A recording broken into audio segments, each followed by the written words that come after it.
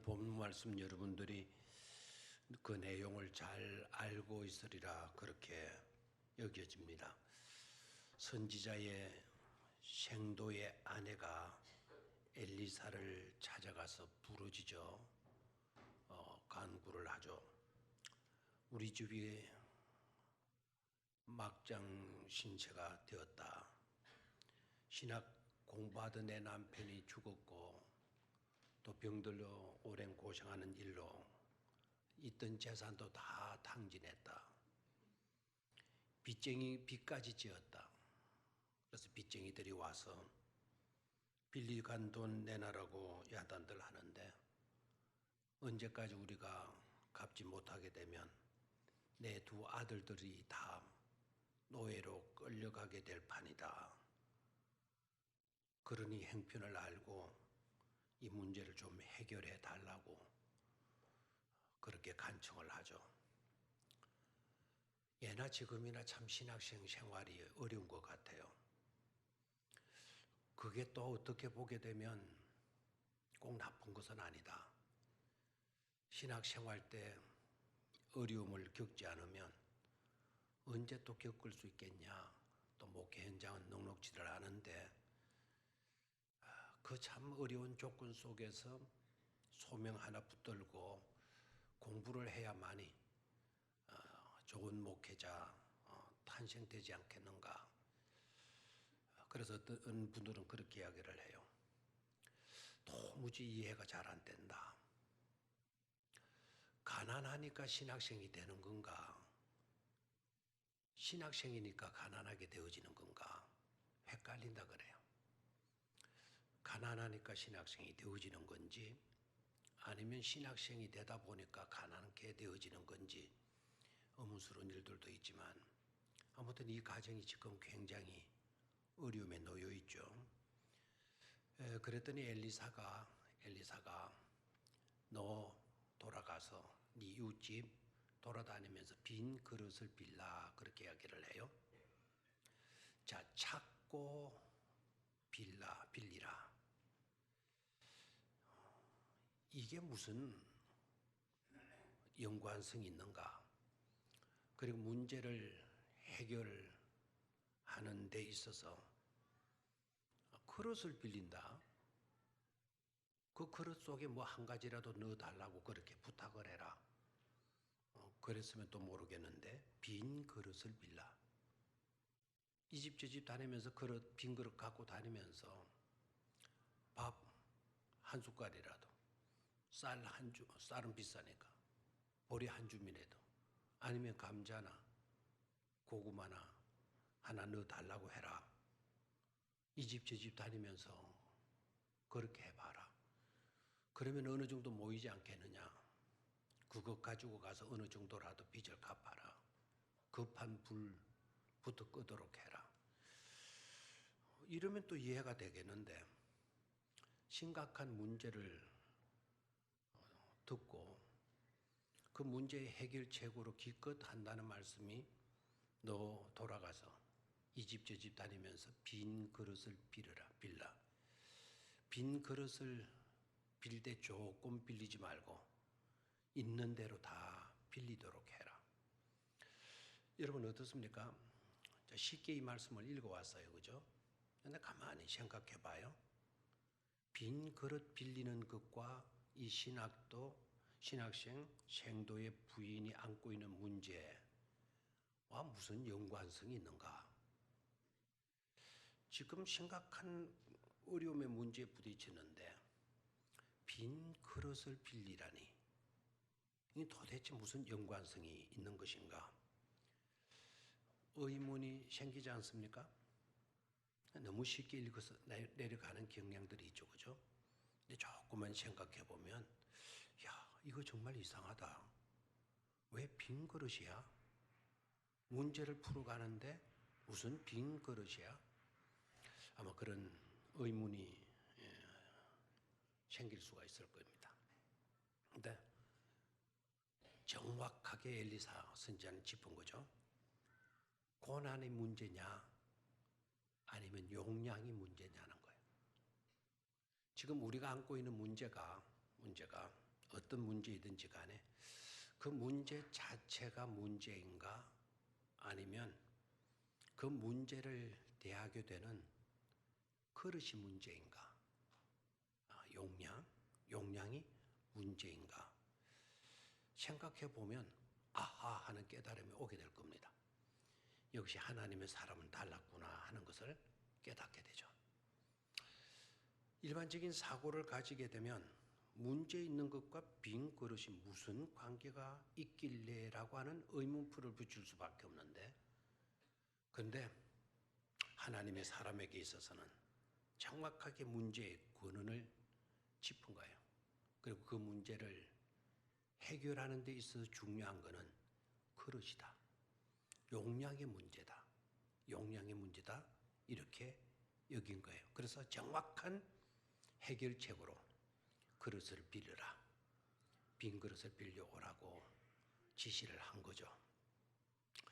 여기에서 일단 이 생도의 부인이 인간적 이성에만 사로잡혀 있었다고 한다면 문제 해결받지 못했을 겁니다. 항상 우리가 걸리는 게 여기가 걸리거든요. 어떤 말씀이 주어지게 되면 인간적 이성적 판단만 해요. 합리성이 나쁜 건 아니에요. 우리의 기본은 적어도 합리적이어야 돼요. 인간이니까. 인간이니까 왜 합리적이어야 되느냐? 인간은 이성적 존재니까. 적어도 이성적으로 판단하고 사고할 수 있어야 되는 거죠. 그 수준은 일반 모든 사람들의 수준이죠. 그죠? 근데 우리는 그 위에다가 믿음을 두고 사는 사람들 아닙니까? 신앙인에게 있어서는 그런 범주에 머물러 있고 갇혀 있어서는 안 되는 거죠. 중요한 것은 바로 뭡니까? 신앙적 사고, 신앙적 판단을 할 수 있어야 되어진다라는 것입니다. 가장 문제는요, 이성적 합리적인 수준에 그게 갇혀서 더 이상 나아가지 못하게 되게 되면 해결하면 없다는 거예요. 신앙적 사고를 가져야 돼요. 그래서 믿음으로 생각하고 믿음으로 행동할 수 있는 그런 단계에 올라서야 되어지는 것이죠. 이 심각한 문제와 빈 그릇이 무슨 상관이야? 이건 선지자가 영 아니야 이거. 이렇게 판단하고 주저앉았다면 이 여인 문제 해결받지를 못했을 거예요.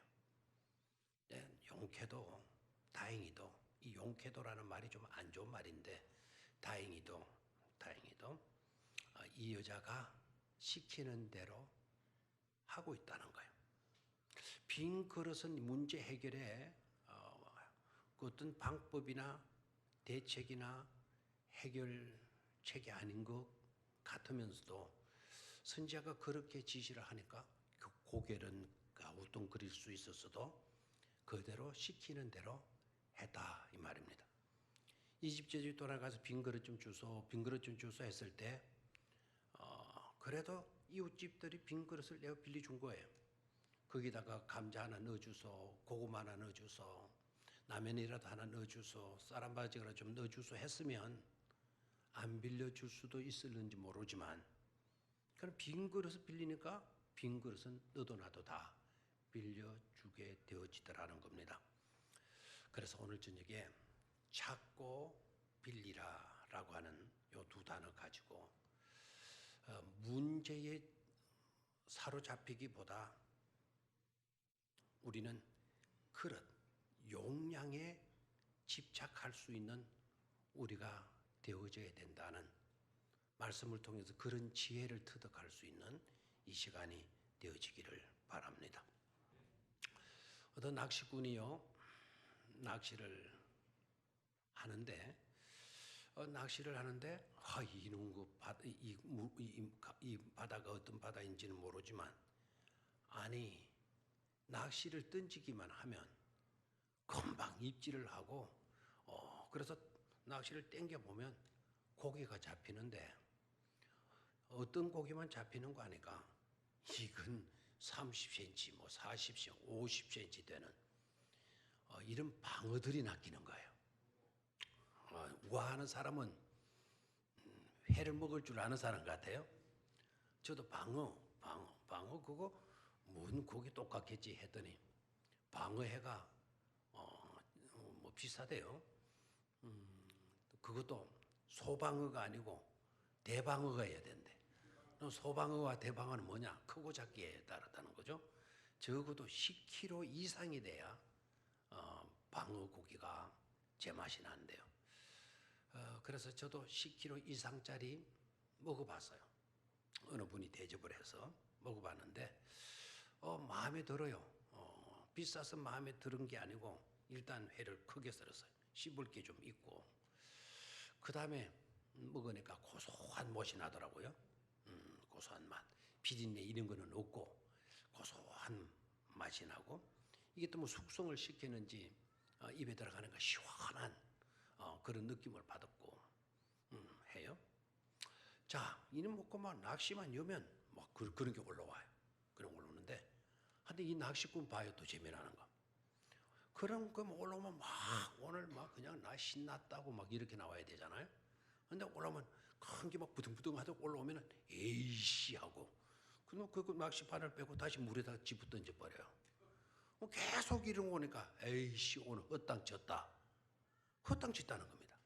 그렇게 큰 고기, 맛있는 고기, 알아주는 고기가 걸리는데도 그거는 쪽쪽 다 갖다 버리고 근데 나중에 가서 에이씨 그래도 오늘 한 마리 더 낚았네 이렇게 말을 하면서 자기가 가지고 온 그 그릇 속에 아이스박스인가 그 그릇 속에 담는 고기가 어떤 고기인가 손바닥만한 볼라고 하나 낚였는데 아이고 여기라도 낚여서 다행이다 하면서 그거를 아이스박스에 넣어가지고 오더라는 겁니다.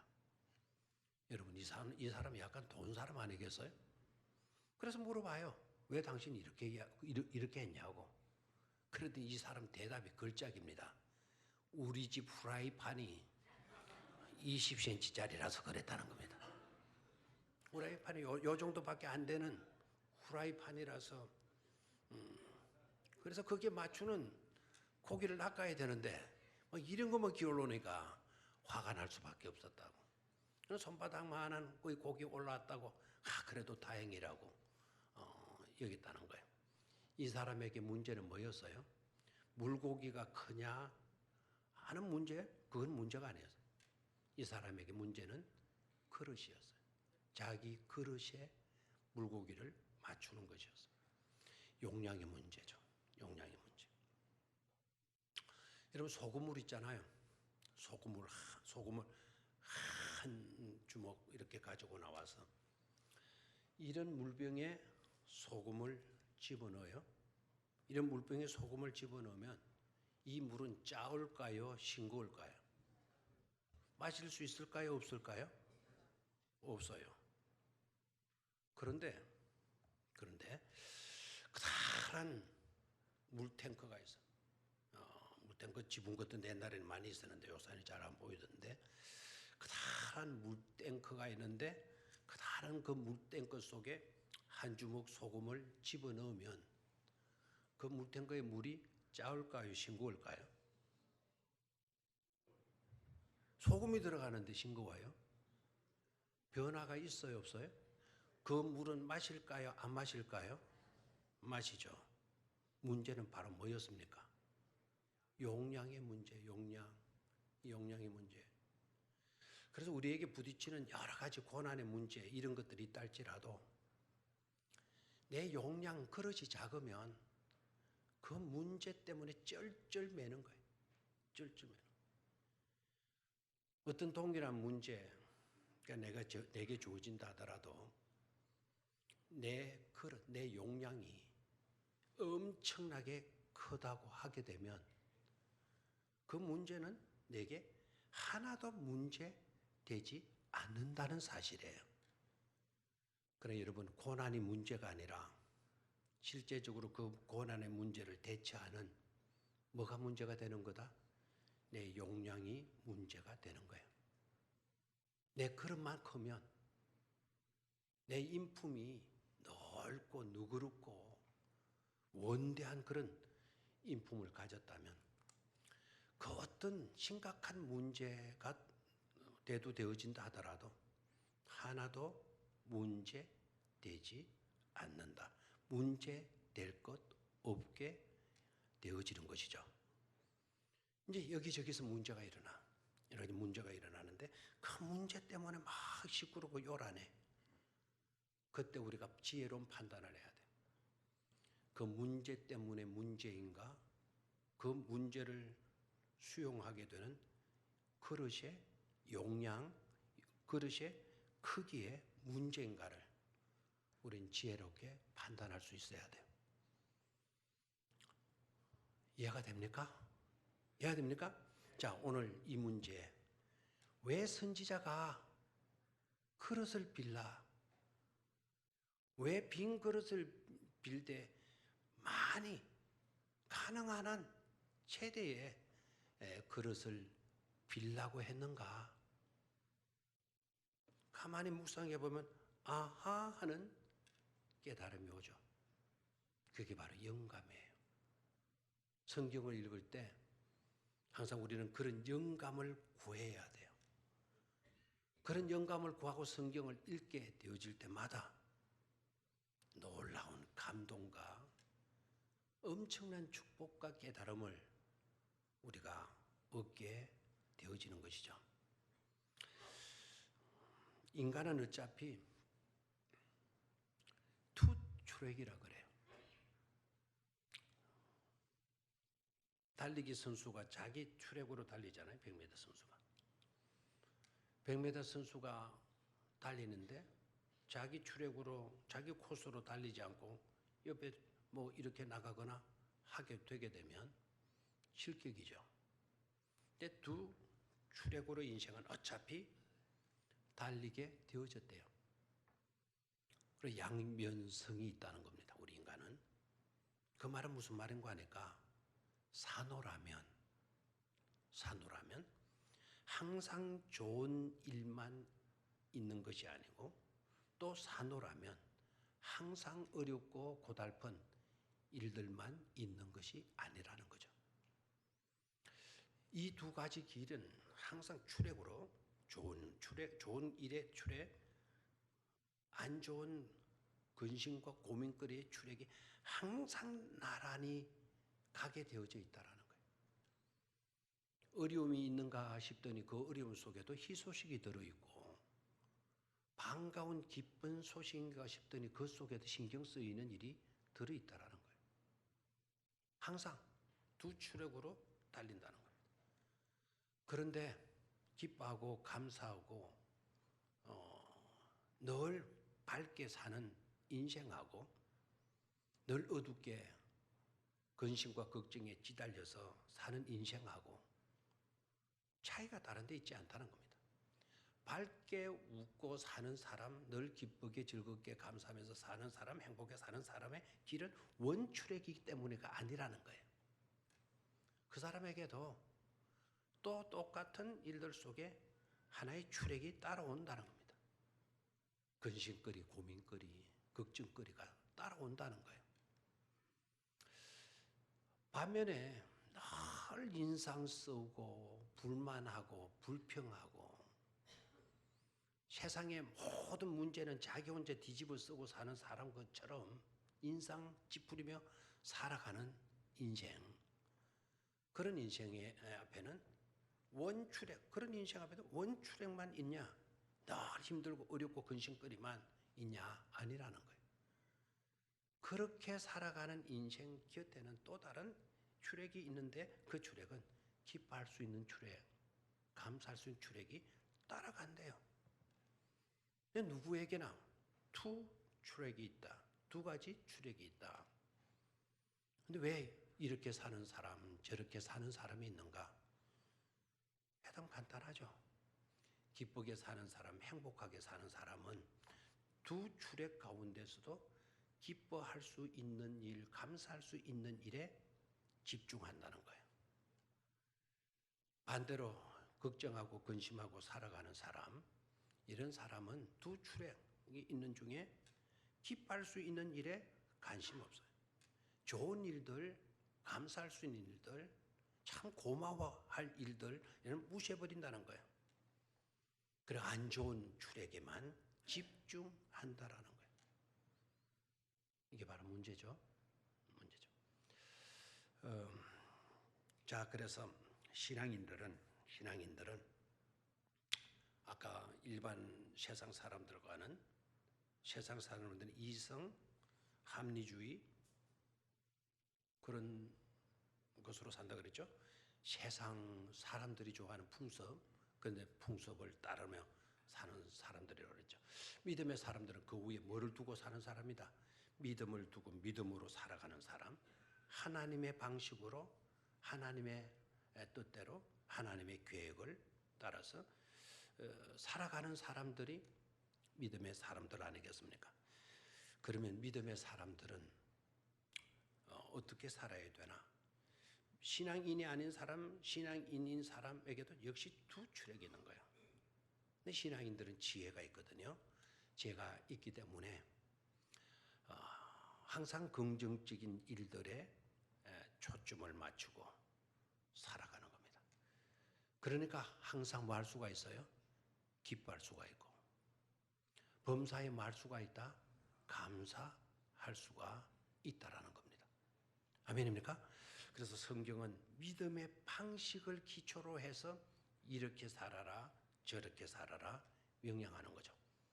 그냥 무턱대고 기뻐하며 살아라, 범사에 감사해라, 무턱대고 요구하는 게 아니에요. 믿음의 방식, 믿음이 토대가 되어져 있는 자들을 향하여서 항상 기뻐해라, 쉬지 말고 기도하도록 해라, 범사에 마도록 해라, 감사하도록 해라 지시하는 거죠. 자, 문제 해결과 그것은 무슨 연관이 있는가? 문제 해결을 위해서 용량을 키워가야 되는데, 용량을 키워가야 되는데, 용량을 키워가야 된다라는 것을 엘리사 선지자는 간접적으로 이야기를 했죠. 간접적으로. 무엇을 빌리라? 그릇을 빌리라. 그릇을 빌리되 뭐하게 빌리지 말고 조금 빌리지 말고 마도록 해라. 많이 빌리도록 해라. 3절 읽습니다. 3절 한번 같이 읽습니다. 시작. 이르되 너는 밖에 나가서 모든 이웃에게 그릇을 빌리라.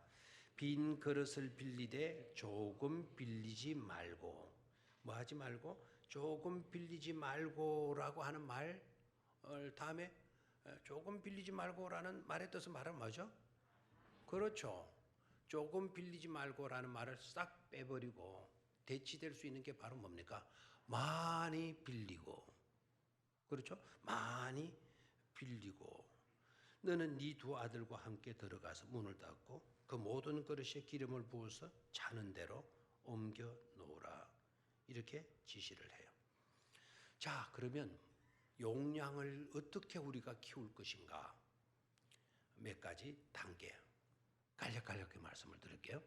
첫 번째는 나아가라는 거예요. 나아가라. 용량을 키우기 위해서 뭐 하도록 해라? 나아가라는 거예요. 다시 한번, 용량을 키우기 위해서 뭐 하도록 해라? 나아가라는 거예요. 이 생도의 부인 몰랐어요. 이게 용량을 어떻게 키워야 되냐? 용량에 문제가 있는 줄 몰랐어요. 일단은 이 여자가 문제 있으니까 선지자를 찾아갔다는 거예요. 물어야 할 때를 분명히 이 여자는 알고 있었어요. 우리가 문제를 안게 되어졌을 때 찾아가야 할 곳, 물어야 할 곳 누구밖에 없어요?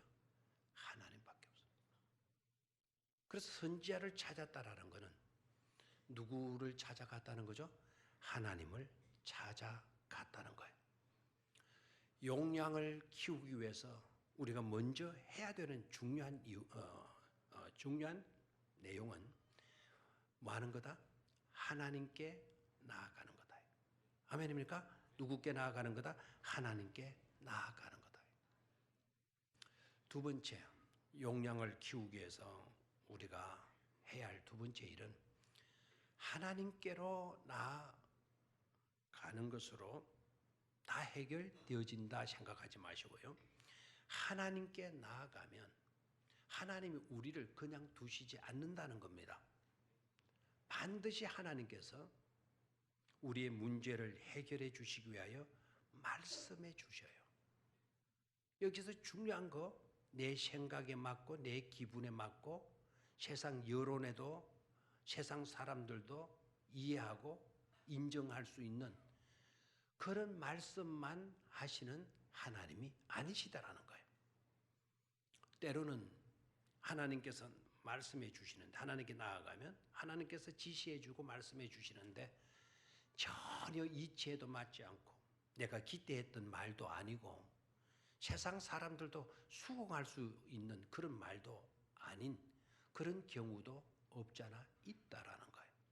그래서 여기서 중요한 거, 믿음의 사람에게서 중요한 두 번째 분명히 해야 될 요소가 있어요. 그건 바로 뭔가 하니까 무슨 말씀을 하시든지. 다시 한번 뭐라고요? 무슨 말씀을 하시든지. 다시 한번 뭐라고요? 무슨 말씀을 하시든지 이 종이 듣겠나이다. 이 자세가 중요해요. 무슨 말씀을 하시든지 이 종이 듣겠습니다. 이 말은 그냥 귀로만 듣고 고개 끄덕이겠습니다. 이게 아니에요. 무슨 말씀을 하시든지 이 종이 듣겠나이다 라는 말은 그 말씀대로 뭐 하겠다는 거죠? 순종하겠다라는 거예요. 여러분, 현대인들에게서 점점 개인주의가 팽배해지고요, 이기주의 속성, 개인의 인권이 하늘같이 치솟는 이와 같은 때에는 순종이라고 하는 단어가 굉장히 거북스러운 단어로 등장해요. 그래서 여러분 교회 와서도 순종하면 또 그 소리, 또 그 소리. 이렇게 아마 반응이 나올 수도 있을 거예요. 그거는 세상에 지금 오염되어져 있는 증거예요. 이 세상이 휴머니스트 인본주의의 사상이 팽배해져 버렸잖아. 아주 전부 다 개인 인권이 얼마나 옵니다. 심지어 요사이는요, 개에게도 개권이 있더라고요. 개권이 경권이라고. 경권. 개도 한 마리 못 때려요. 고양이 때렸다고 고발당했어요. 그래서 고양이 때문에 수갑 차고 들어가는 그 인생 보니까 참 불쌍하더라고요. 이렇게 팽배해져 있어요. 이런 때에 거북스러운 단어가 있죠. 그게 바로 뭐죠? 순종이에요. 순종. 굉장히 거북스럽게 들리는 단어이죠. 그런데 여러분, 항상 하나님의 능력과 하나님의 역사, 하나님의 미러클, 기적과 같은 것은 순종의 날개를 타고 우리에게 임한다는 거예요. 순종이라고 하는 루트, 통로를 통해서 항상 일어난다는 사실을 절대로 여러분 잊지 마시기를 바랍니다. 성경에 나오는 7대 이적, 요한복음에는 7가지 예수님이 행하셨던 기적을 다루고 있는데요, 그 7가지 기적의 모든 상황들을 살펴보십시오. 순종의 통로가 아닌 방법으로 기적이 이루어졌는지. 예수님이 행하신 첫 번째 이적이 뭐죠? 가나의 혼인잔치에서 물을 포도주 되게 하신 것이죠. 그죠? 그 이적이 어디 나와요? 요한복음 몇 장에 나와요? 모르면 빨리. 몇 장이에요? 벌써부터 이걸 들고 있었어요? 요한복음 몇 장? 2장에 나와요. 그게 뭡니까? 물을 채우라, 물을 채웠다. 연회장에 갖다 주라, 연회장에 갖다 주었다. 하인들의 순종이에요. 하인들에게 그것을 가르쳤던 아주 믿음 좋은 분이 계시죠. 그분이 바로 마리아 아닙니까? 이분이 뭐라고 지시하든지 간에, 무슨 소리를 하든지 간에 그대로 너희들은 따르도록 해라. 뭐를 가르쳤죠? 순종을 가르쳤어요. 왜 그래요? 모든 기적은 순종이라고 하는 통로를 통해서 이루어지게 되니까 말입니다. 순종이에요. 순종. 세 번째로 용량을 키우기 위해서 우리는 어떻게 해야 되느냐? 또 순종이라고 하는 이 단어가 앞으로 가면 갈수록 점점 더 힘들어지는 그런 단어가 되어질 건데, 그것을 극복하려면 우리가 어떻게 해야 되나라는 거예요. 그래서 세 번째 단계가 친밀함이에요. 뭐라고요? 친밀함. 친밀해지면 지키지 않아도 친밀해지면 따르는 거예요. 이게 중요해요. 뭐라고요? 친밀함. 시편 말씀을 한번 찾아보세요. 시편 25편 14절. 시편 25편 14절. 시편 25편 14절.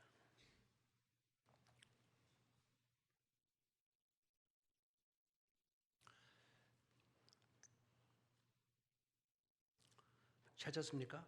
예, 14절 다 같이 읽습니다. 시작. 여호와의 친밀하심이 그를 경외하는 자들에게 있으며 그의 언약을 그들에게 보이시리로다. 아멘.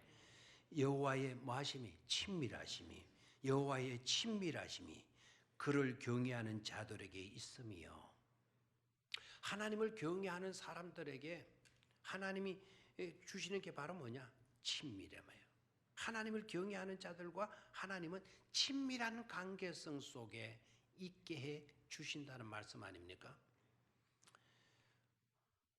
친해지니까. 그게 억압으로는 주어지지 않은 거예요. 구속으로, 속박으로 여기지지 않은 거예요. 오히려 그렇게 해주는 게 내 즐거움이에요. 사랑하는 절친한 친구가 병원에 입원해 있어요. 입원해가지고 너무너무 힘들게 있는 거예요. 뭐든지 다 돌봐줘야 돼요. 그럴 때 친밀한 친구는 가서 어떻게 해요? 퇴근해서 들리고 출근할 때 들리고 입술을 물로 적셔주고 다 보살펴. 시켜서 하는 것이 아니죠. 친밀함, 관계성에. 네 번째로 빚진 자의 의식으로 빚을 갚으라는 거예요. 빚진 자의 의식.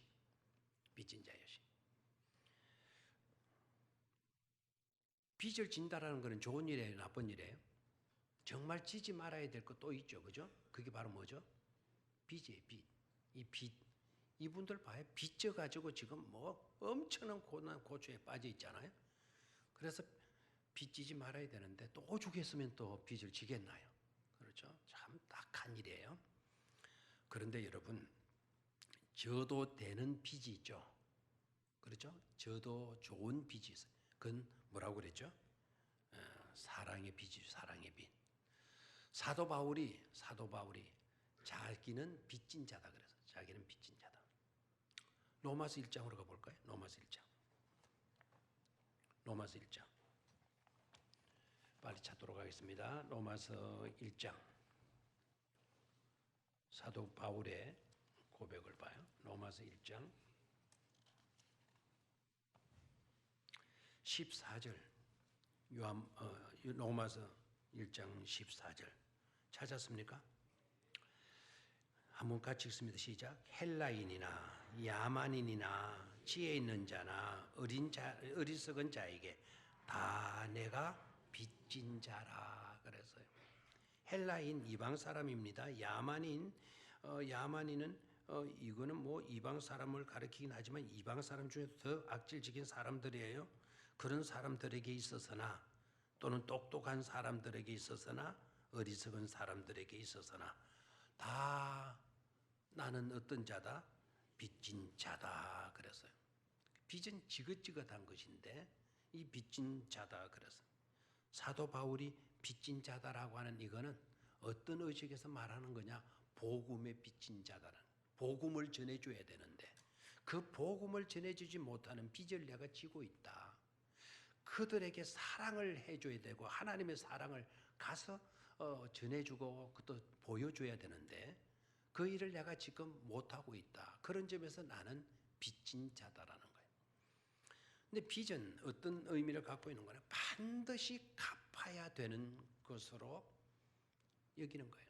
그래서 빚진 자의 의식으로 해라라는 것은 반드시 내가 많은 의식으로 갚는다는 의식으로 하라 이 말입니다.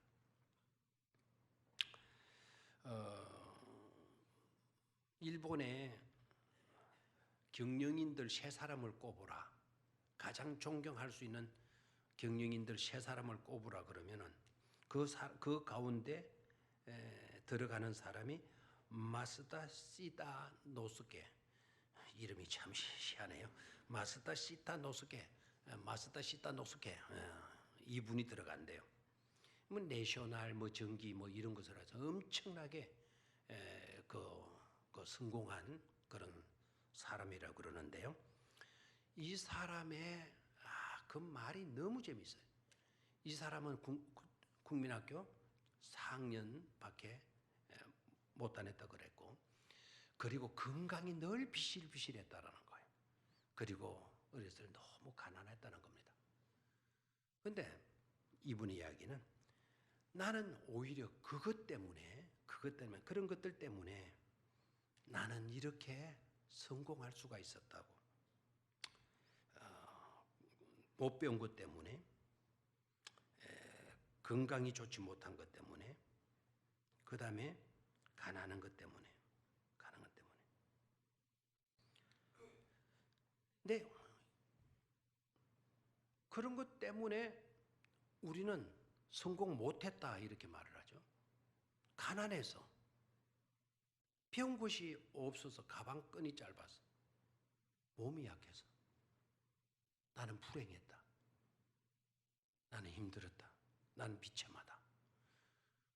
그런 조건이라면 다들 그것 때문에 나는 비참하게 되었노라 이래야 되는데, 이분은 바로 그런 것 때문에 나는 행복했노라 라는 말을 했다는 거예요. 나는 배운 것이 없었기 때문에 항상 남의 말에 귀를 기울이면서 배우려고 했고,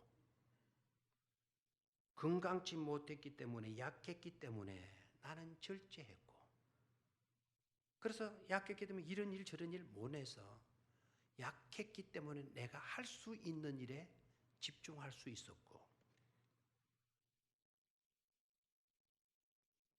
그리고 내가 가난했기 때문에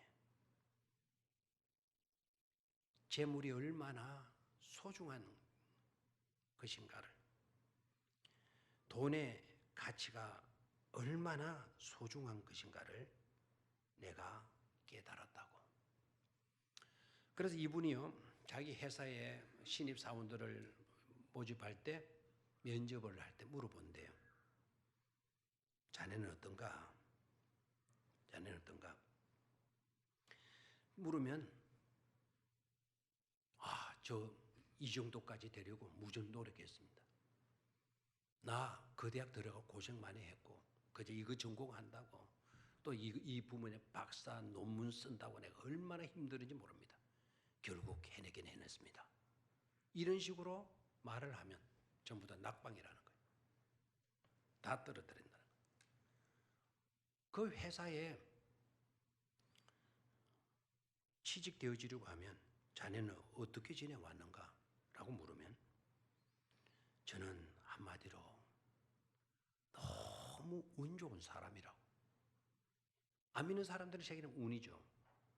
우리 믿음의 사람들에게는 저는 참 은혜를 많이 받은 사람이라고. 그래서 나는 빚진 사람이라고.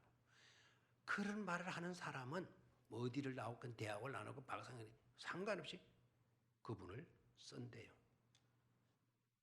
왜 그런가 하니까, 은혜를 아는 사람은 항상 어떤 것에서나 감사하게 되어지더라는 거예요. 그리고 회사 일도 잘 하더라는 거예요. 그러나 똑똑하다고 하는 사람들은 조금만 힘든 일이 있으면 전부 다 뛰쳐나간대요. 회사 그만두고 다 나가버린대요. 마스다 시타 노스케 이 사람 이름은 개박하지만 한번 기억해 둘 만한 사람이에요. 마지막 빚진 자의 의식에서 펌프 있죠, 펌프. 이거 알죠, 이거? 이 펌프에서 중요한 게 뭔 줄 알아요? 바로 마중물이죠, 그죠? 사막에 펌프가 있는 거예요. 그 펌프가 있으면 그 옆에는 항상 바가지 하나가 놓여 있고 그 바가지 안에는 물이 들어있는 거예요. 그래서 사막길을 목마른 사람들이 그곳으로 달려가서 물을 마시고 싶어 하지 않았겠어요? 그 물이 있는 순간 그 바가지 있는 물을 벌컥벌컥 마시는 놈이 나온대요. 놈이. 그러면은 그 친구는 그 한 바가지 물 먹고 그것으로 끝난다는 거죠. 그 물은 우리가 먹어야 할 물이 아니죠. 그렇죠? 그 물은 누가 먹어야 돼요? 펌프가 먹어야 될 물이에요. 펌프가 먹어야 물을 우리가 먹어버리면 끝난다는 거예요. 펌프 속에 그 물을 넣고 그리고 이걸 잡는다 그럽니까? 잡게 되게 되면 저 밑에서 뭐가 솟구쳐 올라와요? 생수가 솟구쳐 올라오는 거죠. 자기도 먹고. 그리고 다 먹고 난 뒤에는 고맙다. 이제 내가 물을 먹는 살만하다. 그리고는 그냥 돌아가면 안 된다는 거죠. 내가 그냥 물을 마셨으니까 다시 그 빈 바가지에 물을 채워놓고 가는 거예요. 물 한 바가지를 채워놓고 떠나는 거. 그게 바로 빚진 자의 의식이다라는 거예요. 하나님께로부터 우리가 많은 수많은 은혜와 복을 받아요. 받았으면 내 혼자만 그걸 다 먹어버리면 안 돼. 하나님의 것, 하나님이 드실 수 있도록 바쳐야 돼. 그리고 내 뒤에 오는 사람들을 위해서 마중물로 남겨두어야 하는 거예요. 그게 바로 빚진 자의 의식이다 이겁니다. 우리 교회가 또 대강절을 우리가 지내면서 정말 찾고 빌리라라고 하는 이 두 가지를 생각하시면서 대강절로 나아갈 수 있게 되기를 축원합니다. 예수님을 찾고 주님의 말씀에 순종해서 빌리는 빚진 자의 의식으로 나아가게 되어진다면 축복된 성도들이 반드시 되어지게 될 줄로 믿습니다.